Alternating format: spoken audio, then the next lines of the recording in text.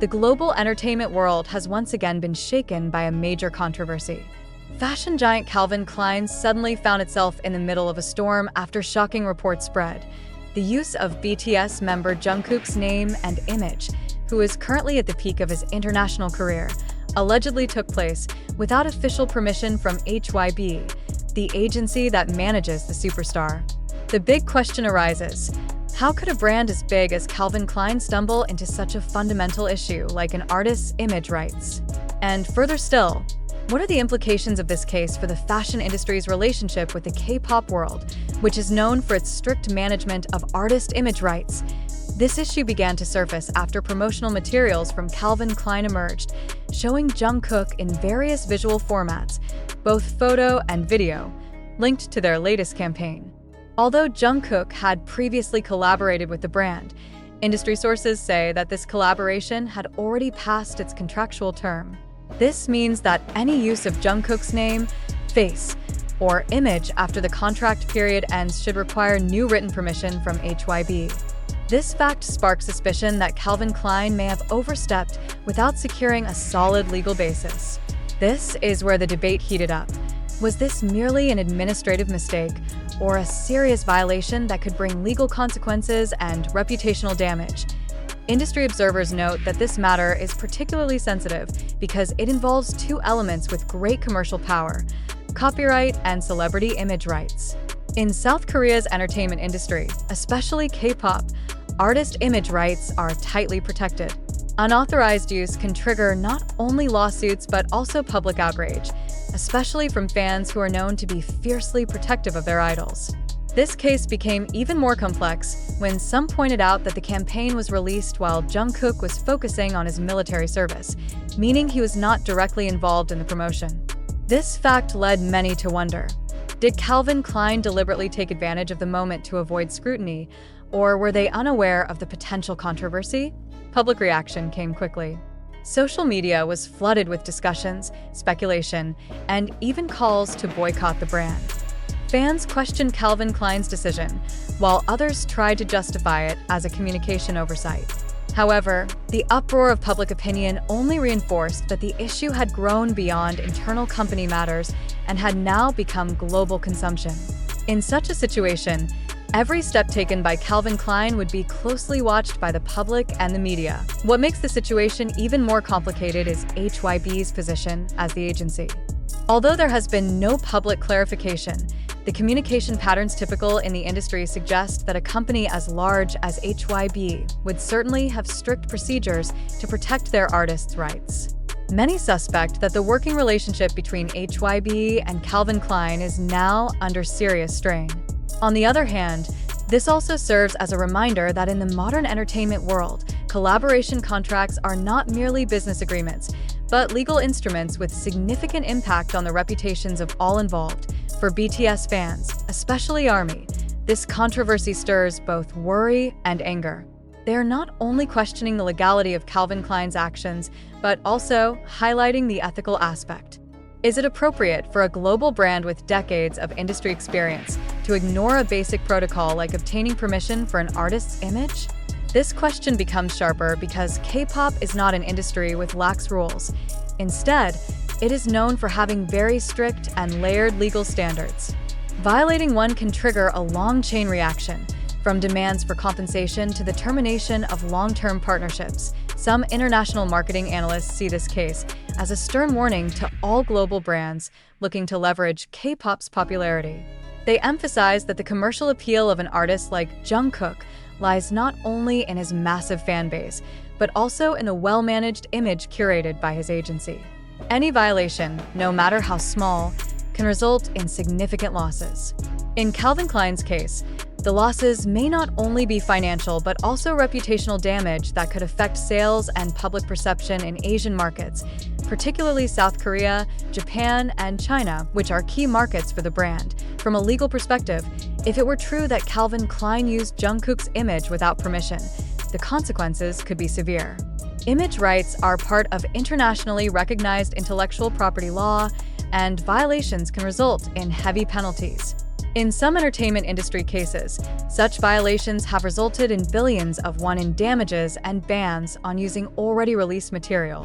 Even if Calvin Klein attempted to pull or halt the campaign, its digital footprint would be difficult to erase, meaning reputational damage would still remain. This situation also sparks discussions on transparency and ethics in collaborations between global brands and K-pop artists. Such partnerships have long been praised as mutually beneficial synergies. However, the Calvin Klein Jungkook case shows that without full compliance with rules and contracts, synergy can turn into crisis. Observers predict that moving forward, more brands will tighten their internal protocols to avoid similar incidents. Uncertainty now surrounds the future of Calvin Klein's relationship with Jungkook. Although there are no official signs of a termination of cooperation, public perception has already been filled with negative speculation. For Calvin Klein, every day without a clear resolution could worsen their image. Meanwhile, for HYBE, this case is a test of their firmness in protecting their artist under global scrutiny. All eyes are now on the steps both sides will take, because their decisions will not only determine the resolution of this case, but also set a precedent for the relationship between the international fashion industry and the K-pop entertainment world in the future. One thing is certain. This controversy proves that in the modern entertainment world, the popularity and influence of an artist like Jungkook are not only a strength, but also a huge responsibility for those who wish to leverage it. Any violation, intentional or not, will trigger a chain reaction that is hard to stop. And under the never-dimming spotlight of public attention, a single mistake can alter a brand's image forever. After waves of speculation and intense public discussion, a series of investigations and data checks finally painted a different picture from what many initially believed. The claim that Calvin Klein used Jungkook's image without official permission from HYBE turns out to lack a solid foundation. The information that had previously fueled anger among some fans and created the perception of a legal violation was ultimately not supported by concrete evidence to back such a claim. Investigations involved reviewing various cooperation documents, contractual records, and statements from indirectly involved parties. These findings confirm that the promotional materials featuring Jungkook were actually part of a campaign that was still legally within the validity of the cooperation agreement. The lack of synchronized public information allowed this fact to be overshadowed by a more sensational narrative. In other words, Calvin Klein did not act outside the boundaries of the agreed contract, making the accusation of unauthorized use irrelevant in legal terms. Many acknowledge that this misunderstanding arose from differing perceptions between the campaign duration and the publication period of materials.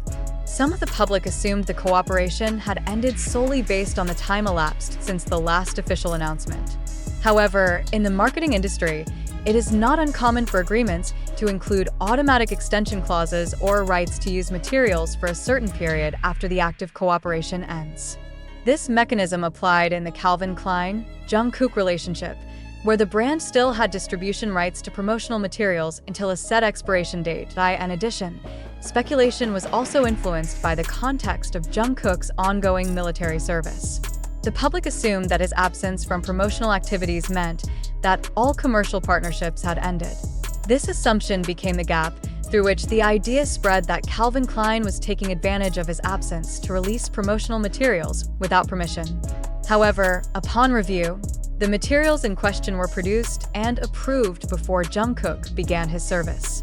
Republishing them was a legally permissible step within the terms of the agreement. It is important to note that in the global industry, particularly collaborations between major brands and K-pop artists, every use of an artist's image is governed by detailed and layered contracts. The process involves legal teams, artist management, and marketing divisions that verify every piece of material before it is released. With such a tight system of oversight, the likelihood of an outright violation as alleged is actually very small. These findings also prove that the initial speculation was largely fueled by public interpretation of incomplete fragments of information. From Calvin Klein's side, there is no indication that they attempted to disregard or violate Jungkook's image rights.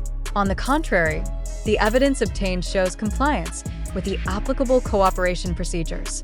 The rescheduling of publications and the adaptation of promotional materials were carried out within a clear legal framework. In fact, Distribution records show that the campaign was launched in specific markets according to the marketing strategy planned from the start of the contract, not as a sudden move intended to exploit a particular moment. Meanwhile, from HYBE's perspective, there has been no action or public statement indicating that they consider Calvin Klein's move to be a violation. The agency's silence as the issue unfolded can be interpreted as an indication that there was no legal problem to resolve. In the entertainment business, such silence often means that the internal parties understand the situation and see no urgency to take public action, unless there is an actual violation. The fact that this issue spread so quickly on social media proves that the K-pop fan ecosystem is highly sensitive to any news concerning their idols. While this is a strength in protecting an artist's image, on the other hand, an overly quick reaction to unverified information can create perception bias. In this case, the strong protective instinct toward Jungkook drove hasty conclusions that ultimately did not match the facts. The final conclusion of this investigation is clear. There was no image rights violation committed by Calvin Klein against Jungkook. The promotional materials used were still within the scope of the contract, and all procedures were followed according to the provisions.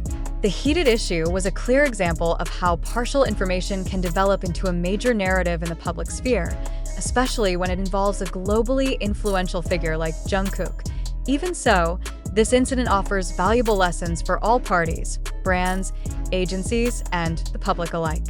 For brands and agencies, it is important to ensure transparent communication to avoid unnecessary speculation. For the public, it is crucial to understand that the entertainment and marketing industries operate under complex legal frameworks, often invisible on the surface. By understanding this structure, the public can respond to news more wisely, particularly when it comes from unofficial sources. In the end, this controversy concludes without any legal violation. However, the psychological and social impacts it caused cannot be ignored. Calvin Klein's reputation may have been briefly shaken in the eyes of some fans, but factual clarification has restored their standing.